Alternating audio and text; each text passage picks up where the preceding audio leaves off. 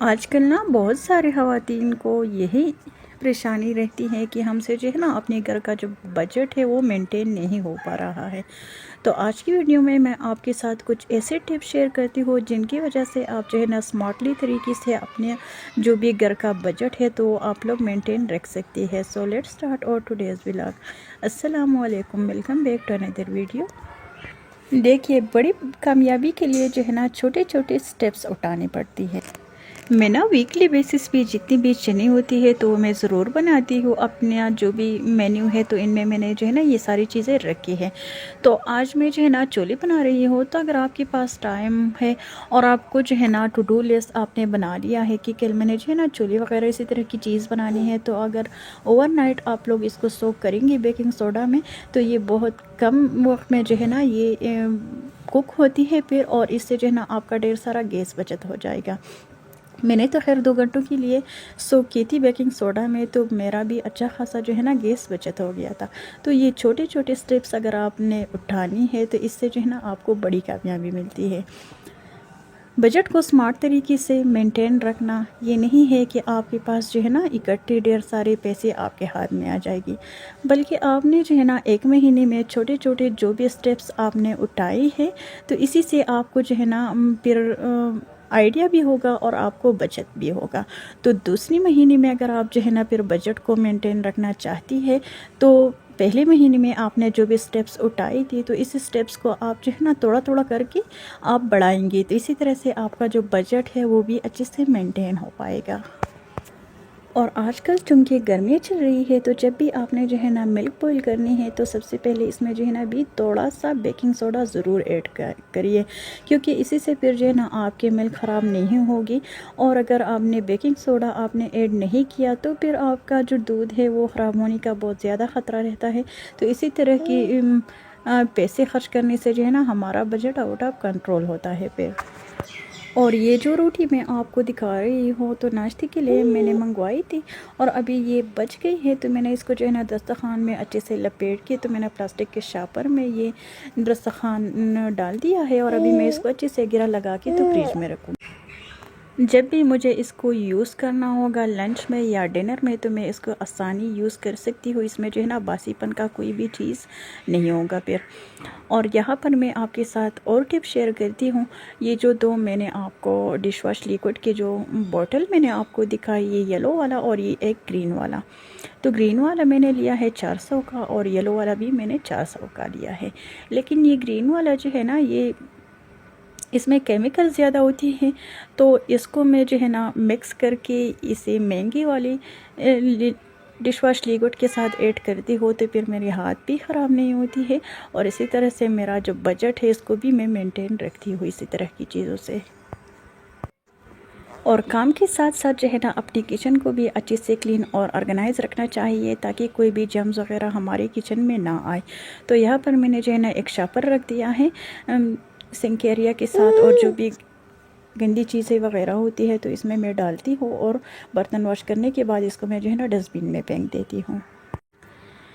तो खैर अभी मैंने जो है ना छोलों को अच्छे से बॉईल किया है और यहाँ पर मैं इसको तड़का बना रही हूँ। तो तड़के के लिए यहाँ पर मैं जो है ना ये जो ऑयल यूज़ कर रही हूँ तो इसमें मैंने जो है ना फ़िश को फ्राई किया था, तो फिर इसको मैंने डिस्कार्ड नहीं किया। मैंने कहा कि चलिए वैसे भी महंगाई का दौर चल रहा है तो 1-2 दफ़ा जो है ना अगर इसको यूज़ कर लिया जाए तो कोई इसमें जो है ना हर्ज नहीं है।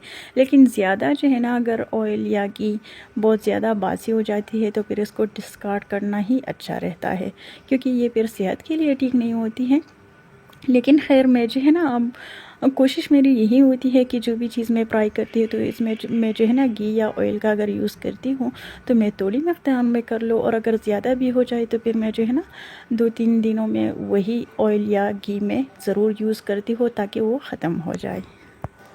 और आप भी अगर मेरी तरह एक सिंपल सी हाउसवाइफ है और घर में सारा दिन रहती है तो अपने घर में जो है ना अगर आपके साथ सहन में जगह तो छोटा है तो छत के ऊपर आप जो है ना कोई भी सब्ज़ी वगैरह आप घर में ज़रूर उगाइए। इससे आपका जो है ना टाइम भी अच्छे से स्पेंड होगा, आपके घर में जो है ना ग्रीनरी भी होगी और इसी से आपका जो बजट है वो भी अच्छे से मेंटेन होगा।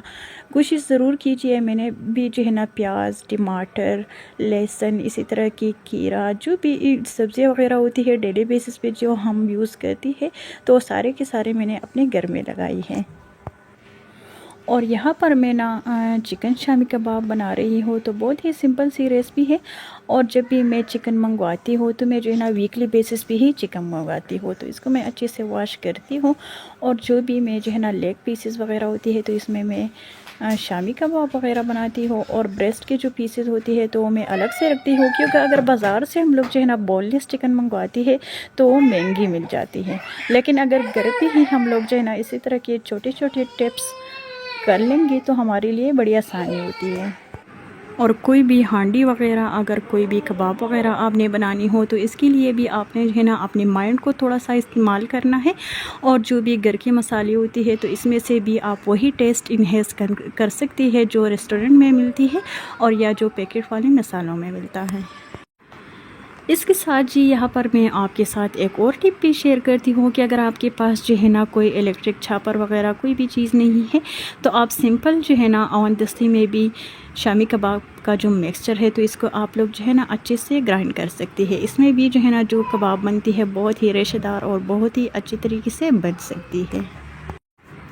और काम तो हम सभी हाउस वाइफ्स करती है, बजट को भी मेंटेन करने की बहुत सारी तरीके आजमाती है, इसी तरह से बच्चों को भी संभालती है, घर को भी साफ रखने की कोशिश करती है।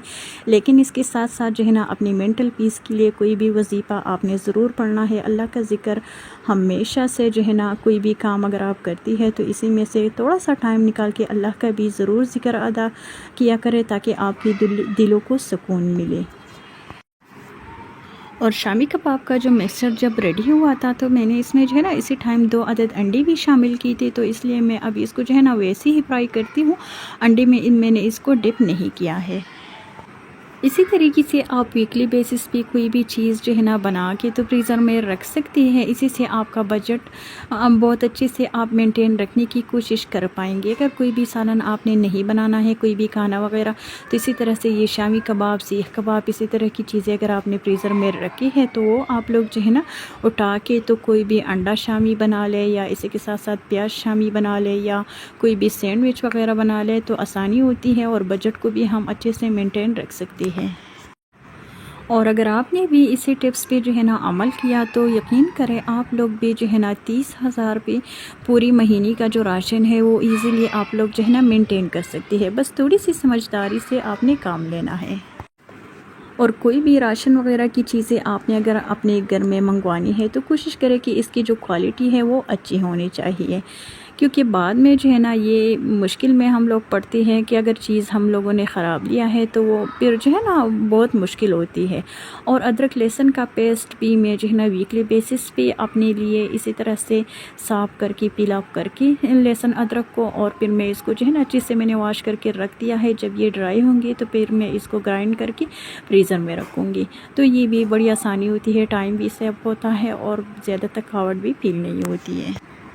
सो जी यही तक था आज का वीडियो। आई होप आप लोगों को ज़रूर पसंद आया होगा। अगर वीडियो अच्छी लगी है तो प्लीज़ इसे लाइक करें। अल्लाह हाफिज़।